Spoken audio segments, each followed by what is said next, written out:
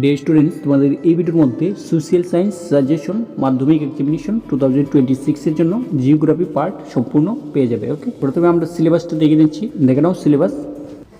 এই হলো আমাদের জিওগ্রাফি সিলেবাস। দেখে নাও, প্রথম চ্যাপ্টার আমাদের রয়েছে সম্পদ ও উন্নয়ন। এই অধ্যায় থেকে আমাদের এমসিকিউ থাকবে একটি, 1 মার্কসে থাকবে একটি কোশ্চেন্স। ওকে, টোটাল 2 মার্কস থাকবে। তারপর আমাদের বন ও বন্যপ্রাণী থেকে এমসিকিউ একটি, 1 মার্কসের একটি কোশ্চেন। তারপর জল সম্পদ থেকে আমরা দেখতে পাচ্ছি 1 মার্কসের একটি এবং এমসিকিউ একটি কোশ্চেন। ওকে, তারপর কৃষি থেকে থাকবে এগ্রিকালচার, কৃষি থেকে আমাদের এমসিকিউ একটি এবং 3 মার্কসের কোশ্চেন থাকবে একটি কোশ্চেন। ওকে, তারপর আমাদের খনিজ ও শক্তি সম্পদ থেকে থাকবে 1 মার্কসের একটি কোশ্চেন এবং 2 মার্কসের একটি কোশ্চেন। ওকে, তারপর শ্রম শিল্প থেকে আমরা দেখতে পাচ্ছি 2 মার্কসে থাকবে শুধুমাত্র একটি কোশ্চেন্স। ওকে, ভারতীয় অর্থনীতির জীবন রেখাসমূহ এই অধ্যায়ে এমসিকিউ একটি, 1 মার্কসের একটি, টোটাল 2 মার্কস কোশ্চেন থাকবে। ওকে, তারপর রয়েছে আমাদের মানচিত্র ম্যাপ পয়েন্টিং থাকবে 3 মার্কস টোটাল থাকবে আমাদের। ওকে, 6টি থাকবে ম্যাপ পয়েন্টিং, 0.5 করে, টোটাল আমাদের 3 মার্কস। তাহলে আমাদের জিওগ্রাফি 20 মার্কসের এই মার্কস ডিস্ট্রিবিউশন। ওকে, এবার আমরা সাজেশন দেখে নেব, ভেরি ইম্পর্টেন্ট। ফার্স্ট আমরা 3 মার্কস কোশ্চেন দেখব তোমাদের কৃষি চ্যাপ্টার থেকে। ওকে, তো প্রথম কোশ্চেন আমাদের বাগিচা কৃষির প্রধান 3টি বৈশিষ্ট্য উল্লেখ করব। এটা আমাদের very important question. Next question আমাদের খারিফ শস্য ও রবি শস্যের মধ্যে 3টি পার্থক্য লিখবে। তারপর রয়েছে ভারতের প্রধান খাদ্যশস্যটির নাম কি, এই খাদ্যশস্যটি উৎপাদনের অনুকূল ভৌগোলিক পরিবেশ আলোচনা করবে। ওকে, তো প্রধান খাদ্যশস্য আমাদের ধান চাষের অনুকূল পরিবেশগুলি আলোচনা করবে। ওকে, ভেরি ইম্পর্টেন্ট কোশ্চেন।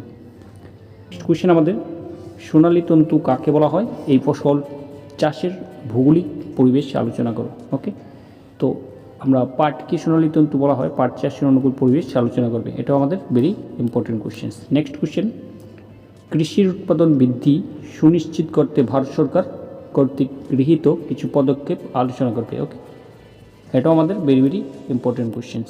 নেক্সট আমরা দেখব 6 নম্বর কোশ্চেন, ভারতীয় কৃষির উপর বিশ্বায়নের 3টি প্রভাব লিখবে।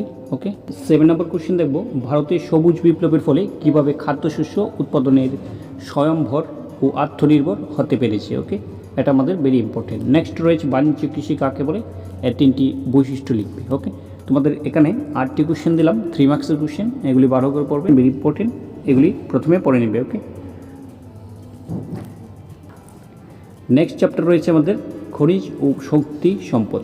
এই অধ্যায় থেকে আমাদের 2 মার্কস কোশ্চেন থাকবে। নাম্বার 1 কোশ্চেন, আমাদের খনিজ সম্পদ সংরক্ষণের প্রয়োজনীয়তা বা গুরুত্ব আলোচনা করো। এটা আমাদের ভেরি ইম্পর্টেন্ট কোশ্চেন্স।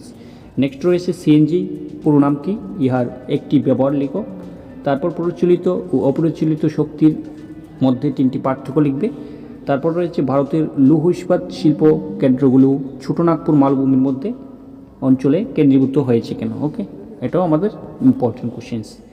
নেক্সট রয়েছে ভারতের প্রধান খনিজ তেল বলয়গুলির নাম লিখবে। ওকে, তারপর খনিজ তেলের 3টি গুরুত্ব লিখবে। এটা আমাদের ওয়ার্কবুক থেকে দেওয়া কোশ্চেন, ইম্পর্টেন্ট রয়েছে। নেক্সট কোশ্চেন, প্রচলিত ও অপ্রচলিত শক্তির উৎসগুলির নাম লিখবে। ওকে, ভেরি ইম্পর্টেন্ট কোশ্চেন্স।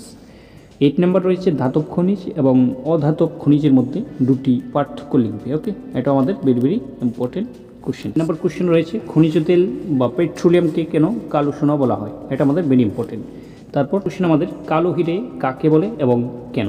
ওকে, কয়লাকে কালো হীরা বলা হয়, কেন বলা হয় আলোচনা করবে। নেক্সট আমাদের লৌহ ইস্পাত শিল্পের 2টি গুরুত্ব লিখো, ভেরি ইম্পর্টেন্ট কোশ্চেন্স। ওকে, এ হলো আমাদের 11 কোশ্চেন, ভেরি ইম্পর্টেন্ট খনিজ সম্পদ থেকে। আমরা নেক্সট চ্যাপ্টার শ্রম শিল্প থেকে দেখব। ওকে, 2 মার্কস কোশ্চেন। নাম্বার 1 রয়েছে মূল শিল্প কাকে বলে, উদাহরণ দাও। ওকে, এটা আমাদের ভেরি ইম্পর্টেন্ট। নেক্সট আমাদের ভোক্তা সাধন শিল্প বলতে কী বুঝো, উদাহরণ দাও। ওকে, তারপর ভারতের সিলিকন ভ্যালি কোন শহরকে বলা হয় এবং কেন। ওকে, ভেরি ইম্পর্টেন্ট। শ্রম শিল্প বলতে কী বুঝো। ওকে, শ্রম শিল্পকে ভারতের অর্থনীতির মেরুদণ্ড বলা হয় কেন, ভেরি ইম্পর্টেন্ট। হুগলি নদীর তীরবর্তী অঞ্চলে পাট শিল্পের উপস্থিতি কেন লক্ষ্য করা যায়, এটাও তোমাদের 2টি কারণ লিখবে, ভেরি ইম্পর্টেন্ট। হালকা শিল্প বলতে কী বুঝো, উদাহরণ দাও, এটা ইম্পর্টেন্ট রয়েছে। কৃষিভিত্তিক শিল্প বলতে কী বুঝো। 9 নম্বর কোশ্চেন, শিল্প দ্বারা সৃষ্ট জল দূষণ হ্রাসের 2টি উপায় উল্লেখ করো। ওকে, এটা আমাদের ওয়ার্কবুক থেকে দেওয়ার কোশ্চেন, ইম্পর্টেন্ট রয়েছে। লাস্ট আমাদের 2 মার্কস কোশ্চেন, শিল্প স্থাপনের উপযোগী উপাদানসমূহ ব্যাখ্যা করো। ওকে, এগুলো আমাদের 2 মার্কস কোশ্চেন শ্রম শিল্প। তোমাদের কিছু আনসার আমি দিয়ে দিয়েছি, এখানে সংযুক্ত করে দিয়েছি, দেখে নাও। এখানে তোমাদের আনসার সংযুক্ত করে দেওয়া হয়েছে কিছু কোশ্চেন, দেখে নাও। সিলিকন ভ্যালি কাকে বলা হয়? বেঙ্গালুরু শহরকে বলা হয়। কেন বলা হয় দেখে নেবে। ভোক্তা সাধন শিল্প বলতে কী বুঝো? এখানে শ্রম শিল্প বলতে কী বুঝো? কেন অর্থনীতির মেরুদণ্ড বলা হয় শ্রম শিল্পকে, দেখে নেবে। এখানে অপ্রচলিত শক্তি, প্রচলিত শক্তির উৎস। কয়লাকে কালো হীরা কেন বলা হয়? ওকে, পেট্রোলিয়ামকে কেন কালো সোনা বলা হয়? ভেরি ইম্পর্টেন্ট, এগুলি দেখে নেবে। শিল্প স্থাপনের প্রয়োজনীয় উপাদানগুলি লিখবে, ভেরি ইম্পর্টেন্ট। শিল্প দ্বারা জল দূষণ হ্রাসের উপায়।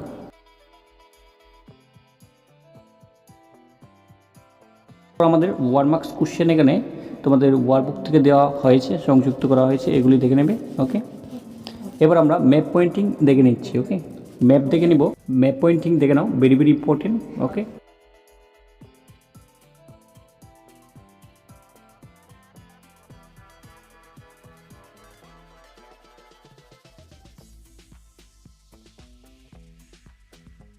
ম্যাপ পয়েন্টগুলি আমি ডিসকাস করে দিচ্ছি না, ভিডিওটা অনেকটা লং হয়ে যাবে। ওকে, এগুলো আমাদের সম্পূর্ণ জিওগ্রাফি সাজেশন তোমাদের 2026-এর জন্য মাধ্যমিক এক্সামিনেশন। তোমাদের পিডিএফটি পাওয়ার জন্য ভিডিওটি সম্পূর্ণ দেখতে হবে এবং ভিডিওর মধ্যে একটি পাসওয়ার্ড মেনশন করা রয়েছে, সেটি দিয়ে পিডিএফটি ডাউনলোড করে নেবে। Thanks for watching this video.